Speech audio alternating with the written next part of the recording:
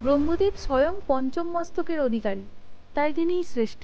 তাই সংহারের দেবতা মহাদেব ব্রহ্মার অহংকার দূর করার জন্য কালভৈরব অবতার নেয় এবং ব্রহ্মার পঞ্চম মস্তক ছেদ করেন। এরপর ব্রহ্মদেব নিজের ভুল বুঝতে পেরে ক্ষমা প্রার্থনা করেন।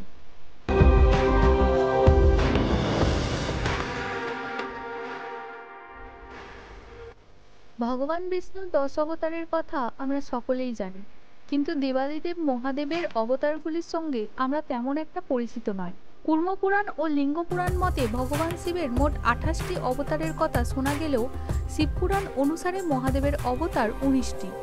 তবে জানার বিষয় যে নারায়ণের সব অবতারই ঐশ্বরিক এবং শুভ শক্তির পূর্ণ অবতার, যাদের উদ্দেশ্যই ছিল সংসারকে পাপমুক্ত করা।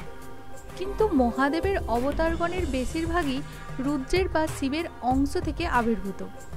ভগবান বিষ্ণুর অবতারগণকে স্বয়ং শ্রীবিষ্ণুর মান্যতা দেওয়া হয়, কিন্তু শিবের অবতার বা শিবাংশ মানেই শিব নয়, কারণ শিব অজন্মা, তিনিই আদি, তিনিই অনন্ত।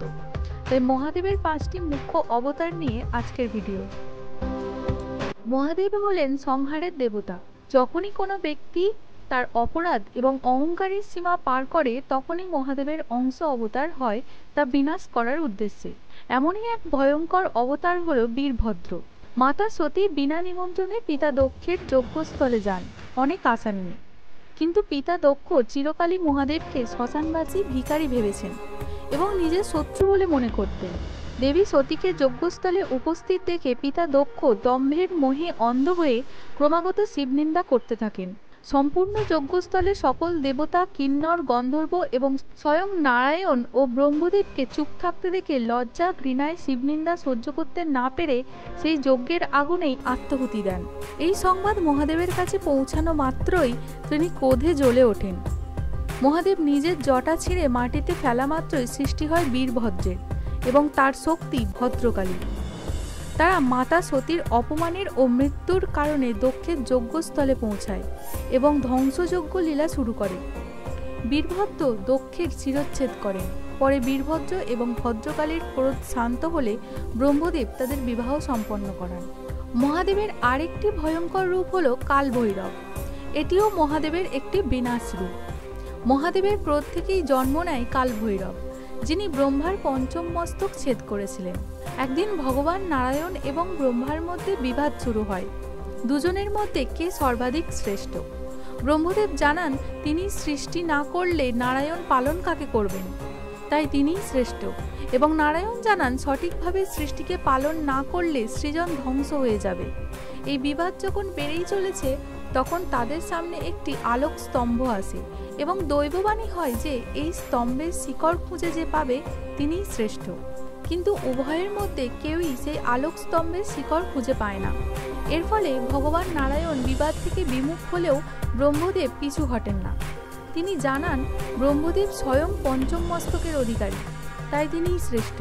তাই সংহারের দেবতা মহাদেব ব্রহ্মার অহংকার দূর করার জন্য কালভৈরব অবতার নেয় এবং ব্রহ্মার পঞ্চম মস্তক ছেদ করেন। এরপর ব্রহ্মদেব নিজের ভুল বুঝতে পেরে ক্ষমা প্রার্থনা করেন, কিন্তু ভগবান শিবের ব্রহ্মহত্যার পাপ লেগে যায়। এর ফলে ব্রহ্মা কপাল হাতে নিয়ে বহুদিন ভ্রাম্যমান অবস্থায় কাটাতে হয় মহাদেবকে। এই ভ্রাম্যমান শিবরূপী হল ভৈরব। এই ভৈরবের সংখ্যা মোট 64 জন। এই 64 জন ভৈরব 8টি শ্রেণীতে বিভক্ত থাকে। এই 8টি শ্রেণীর প্রধান 8 জন ভৈরবকে বলা হয় অষ্টাঙ্গ ভৈরব। এই ভৈরবগণই মূলত শিব মন্দির এবং শক্তিপীঠগুলোর রক্ষাকর্তা হিসেবে নিযুক্ত থাকেন। রুদ্রের 11তম মুখ্য অবতার ছিল শ্রী হনুমান। পবনদেবের আশীর্বাদে মাতা অঞ্জনী এবং পিতা কেশরীর সন্তান রূপে জন্ম হয়েছিল শ্রী হনুমানের। মাতা অঞ্জনা পূর্বজন্মে পুঞ্জস্থলা নামে এক স্বর্গীয় অপ্সরা ছিলেন। তিনি নিজের অসাধারণ নৃত্য প্রতিভা কেবল ঈশ্বরের জন্য নিবেদন করতেন। ফলে ইন্দ্র সভায় নৃত্য করার প্রস্তাব অস্বীকার করায় ইন্দ্রদেব তাকে স্বর্গ থেকে বিতাড়িত করে। অসহায় পুঞ্জস্থলা ধ্যানস্থ মহাদেবের সামনে বর প্রাপ্তির আশায় নৃত্য করতে শুরু করেন। অবশেষে মহাদেব তথা নটরাজের ধ্যান ভঙ্গ হয় এবং পুঞ্জস্থলাকে বর প্রার্থনা করতে বলেন তিনি। পুঞ্জস্থলা মহাদেবের সমান ঊর্জা সম্পন্ন পুত্র লাভের প্রার্থনা করেন, কিন্তু সমগ্র সংসারে কোথাও শিবের সমতুল্য খুঁজে পান না ভগবান শিব। তাই তিনি রাম অবতারের সময় তার সহায়ক ও ভক্ত হয়ে পুঞ্জস্থলার পুত্ররূপে জন্ম নেবেন এই বরদান করেন। এরপর দেবী পুঞ্জস্থলা কুবের লোকে যান এবং সেখানে পূজা অর্চনার দায়িত্ব পালন করতেন। একদিন মুনি দুর্বাসা কুবের লোকে আসেন পূজার উদ্দেশ্যে। সেই সময় দেবী পুঞ্জস্থলা পূজার সামগ্রীতে কিছু ত্রুটি হওয়ায় মুনি দুর্বাসা তাকে বানরী হয়ে জন্মানোর অভিশাপ দেন।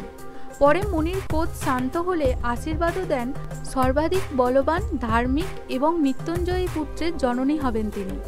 রামায়ণে বর্ণিত শ্রী হনুমানের কথা সবারই জানা। তিনি ছিলেন রামভক্ত, মহাবীর যোদ্ধা এবং ভগবানের প্রতি ভক্তির প্রতিভূ। বিশালাকার পর্বত ধারণ, এক লম্বে সাগর পার, সূর্যকে গ্রাস করার মতো অসম্ভবকে সম্ভব করেছিলেন হনুমানরূপী মহাদেব। সনাতন ধর্মের ৮ চিরঞ্জীবীর মধ্যে শ্রী হনুমান বজরংবলী একজন। শুধুমাত্র ভক্তি ও সমর্পণের বিনিময়ে মানুষের জীবনের সংকট দূর করেন সংকটমোচন হনুমান। তখনকার দিনে পান থেকে চুন খসলেই ঋষি মহাঋষিরা দিতেন অভিশাপ। তাদের মধ্যে দুর্বাসা মুনি ছিলেন অন্যতম। শিবপুরাণ অনুসারে তিনি রুদ্রের ক্রোধাগ্নি থেকে জন্মগ্রহণ করেন, তাই মহাঋষি হওয়ার সত্ত্বেও তিনি নিজের ক্রোধকে শান্ত রাখতে অক্ষম ছিলেন। ব্রহ্মাণ্ড পুরাণ অনুসারে একবার দেব ব্রহ্মা এবং মহাদেবের মধ্যে বিবাদ শুরু হয়। এর ফলে ভগবান শিব এতটাই ক্রোধান্বিত হন যে সমগ্র সৃষ্টি ধ্বংসের সামনে চলে আসে। এই সময় দেবী পার্বতী মহাদেবকে তার ক্রোধাগ্নি ত্যাগ করার অনুরোধ করেন। ভগবান শিব নিজের ক্রোধাগ্নিতে সমগ্র সৃষ্টির অনর্থের কথা চিন্তা করে তা ত্যাগ করতে সম্মত হন।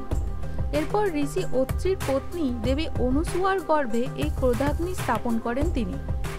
এই কারণেই মুনি দুর্বাসা সামান্য কথাতেই ক্ষুণ্ণ হয়ে ক্ষুব্ধ হয়ে উঠতেন। ঋষি অত্রি এবং দেবী অনুসুয়ার পুত্র হলেন মুনি দুর্বাসা। দুর্বাসা কথার অর্থ হলো যার সাথে বাস করা যায় না। তিনি এতটাই ক্রোধী ছিলেন যে নিজের স্ত্রীকে ভস্ম করে দিয়েছিলেন। তবে এত অভিশাপ দেওয়া সত্ত্বেও তিনি সম্মানের পাত্র, কারণ তার প্রতিটা অভিশাপের পিছনে সংসারের কিছু না কিছু মঙ্গলময় আশীর্বাদ থাকত। অভিশাপ শুধুমাত্র মাধ্যম, সংসারের মঙ্গল করাই ঋষিমুনিদের প্রধান উদ্দেশ্য। দুর্বাসা মুনি তাদের মধ্যে অন্যতম। ভগবান শিবের আরেকটি অভূতপূর্ব অবতার হল সরব অবতার।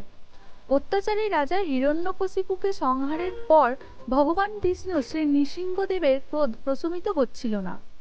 তার তীব্র ক্রোধে ত্রিলোক প্রলয়ে নেমে আসে। এই নৃসিংহদেবের প্রচণ্ড রূপকে শান্ত করার জন্য ভগবান শিব সরব অবতার নিয়েছিলেন এবং আসন্ন প্রলয় থেকে ত্রিলোককে রক্ষা করেছিলেন। ভগবান শিবের অন্যান্য অংশ অবতারগুলি হল পিলপলাদ, নন্দী, গৃহপতি, অশ্বত্থামা, ঋষভ, জ্যোতিনাথ, কৃষ্ণদর্শন, ভিক্ষুচার্য, সুরেশ্বর, ব্রহ্মচারী, কিরাত, সুরানর্তক, যক্ষেশ্বর, অধুবত অবতার ইত্যাদি। এই সকল অবতারই মনুষ্য জগতের সঠিক পথ নির্দেশকের জন্যই হয়েছিল। মহাদেব হলেন রুদ্ররূপ, ধ্বংস, সংহার ও প্রলয়ের দেবতা।